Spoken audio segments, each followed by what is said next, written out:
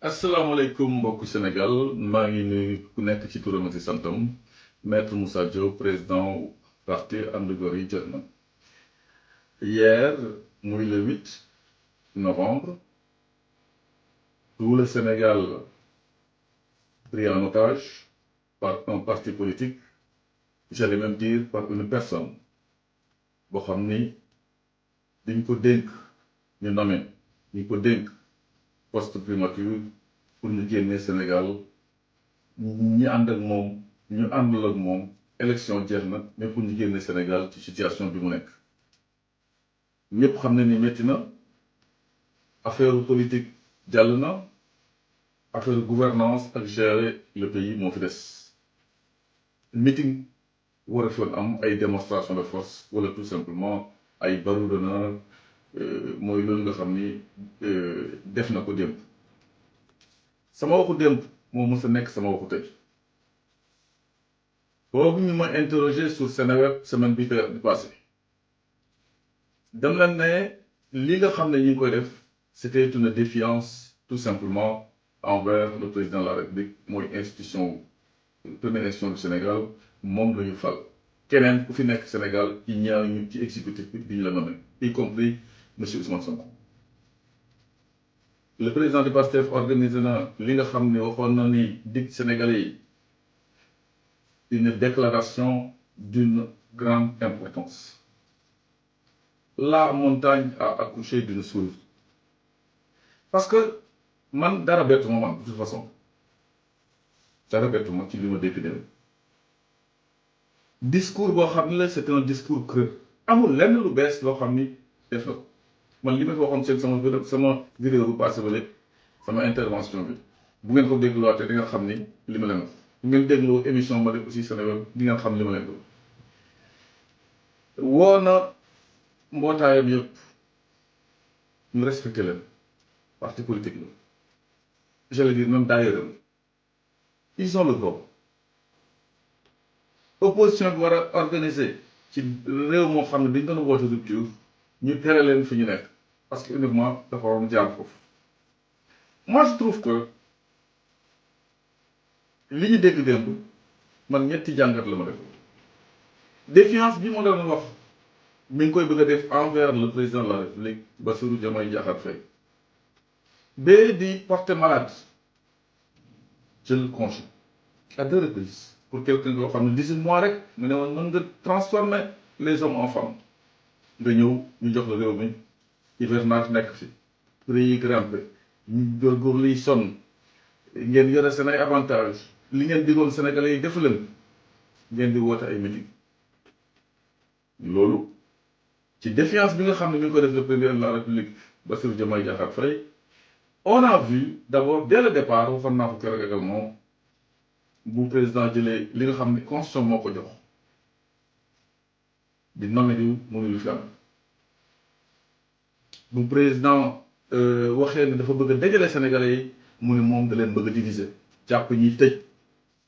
reddition de compte bu ñu doon wax mooy ñi fu ñu régler leen seen compte comme son fanfaron là bi nekk au port le mot il l'a employé su ma nekkoon ci place bi naa régler seen compte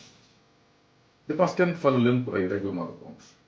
président de la République bëgg na dajale Sénégalais mais képp koo xam ne def nga la warul def ñu bàyyee ko juge yi il ne revient pas au premier ministre di naan diw dañ lay jàpp comme hier di indexer ki nga xam ne mooy le docteur Abdourahmane Diouf sans le nommer mais on a compris dëgg dox sama gouvernement dañ koy dàq du Pastef du patriote ku nekkul Pastef doo Sénégalais et loin de dire que si le monsieur est compétent ou pas am na njëriñ Sénégal ou pas donc loolu mooy monsieur le président de la République message moo lay lancé mooy ñii boo leen dàqul man damay démissionner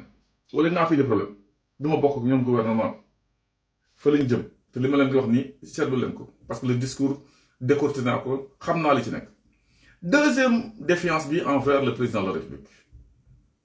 parce que bu ma ko déggee démb dama tiit parce que un homme d'état koo xam ni yow lu ñu dénk pour ñu génnee Sénégal ci guute bi ñu nekk amoo looy wax lu dul président jàppul ñi tëj ci kaso bi jox justice def lii yow xale yi bu leen fayti impôt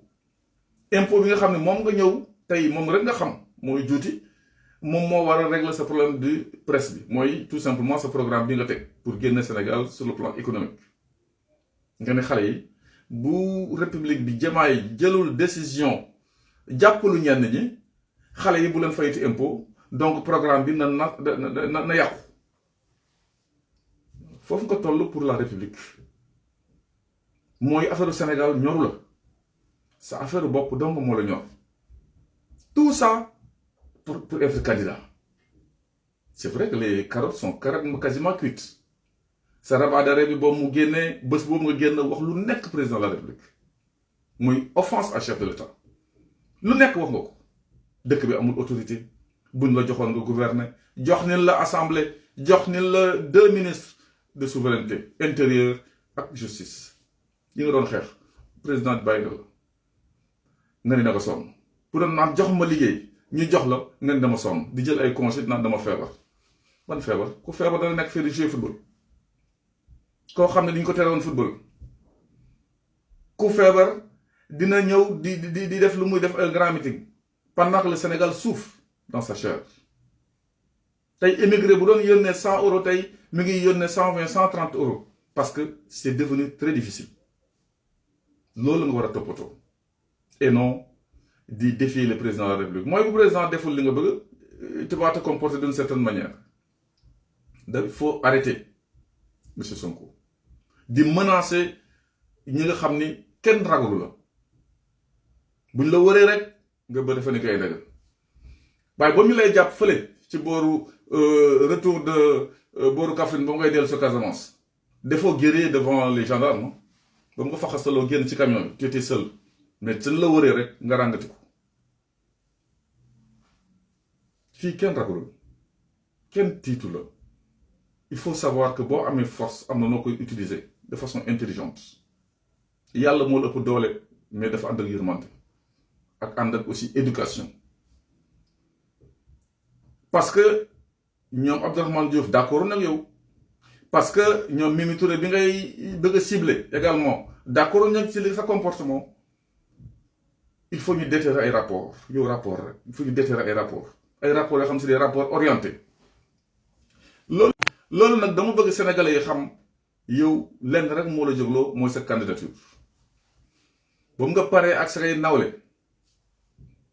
boobu nga paree ak le président de la république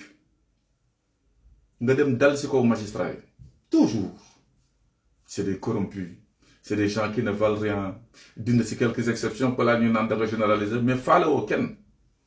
tu as traité les magistrats de lâches les gens du conseil constitutionnel de corrompus de délinquants